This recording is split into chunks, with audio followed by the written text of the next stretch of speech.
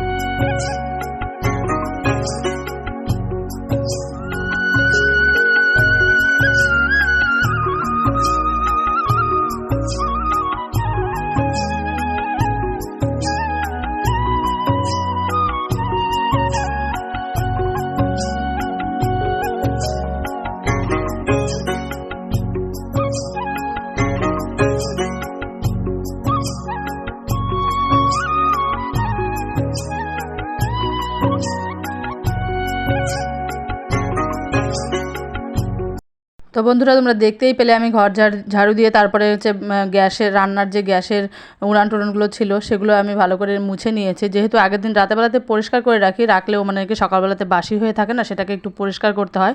তো তার জন্য পরিষ্কার করে ঘরগুলো ঝাড় দিয়ে, উঠোনটাও ঝাড় দিয়ে নিয়েছি। ঝাড় দিয়ে নিয়ে এখন বাসন ধুয়ে নিচ্ছি। আর এগুলো অনেকগুলো বাসন হয়ে গেছিলো, কেন জানো তো এতগুলো বাসন হয়, সেই সন্ধ্যের থেকে বাসন জমাতে থাকি আর মাজা হয় না। আর সন্ধ্যেবেলাতে আর আমি মানে রাতের বেলাতেও বাসন মাজি না, সন্ধ্যেবেলাতেও চায়ের বাসন, তারপরে এটা ওটা খাওয়া হয় সেই বাসনপত্র সমস্ত কিছুই থাকে। তো রাতে যেহেতু সচরাচর বেশিরভাগ দিনই রান্না করি না, প্রায় দিনই রান্না করি না বলতেই চলে। তো ওই দুপুরবেলাতে রান্না করে রাখি, রাতে ওই একটু ভাত বা রুটি কিছু একটা করি, সেটা দিয়েই হয়ে যায়। তোমরা অনেকেই সবাই জানো। তো সেই বাসনপত্রগুলোই হয়, তো অনেকগুলোই বাসন হয়, যেহেতু মানে সন্ধ্যের থেকে বাসন মানে জমানো চলে, জমিয়ে জমিয়ে রাখি আমি। তো অনেকগুলো বাসন হয়ে যায়, তো সেগুলোকে সকালবেলা মাজতে দিতে অনেকটাই টাইম লেগে যায়। তো চলো ভিডিওটি স্কিপ না করে দেখো আরও কী কী করি।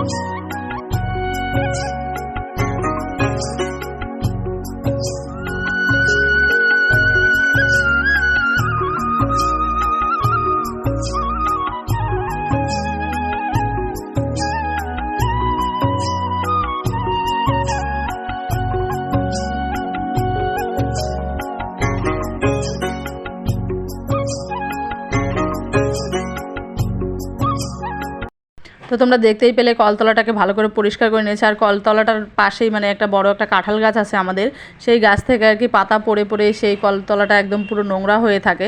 তো সেটাকে সকালবেলাতে ঘুম থেকে উঠে মানে উঠোন বাড়িঘর ঝাড় দিয়ে বাসনপত্র ধুয়ে একবারে ধুয়ে পরিষ্কার করে নিই, তাহলে দেখতেও জায়গাটা ভালো লাগে।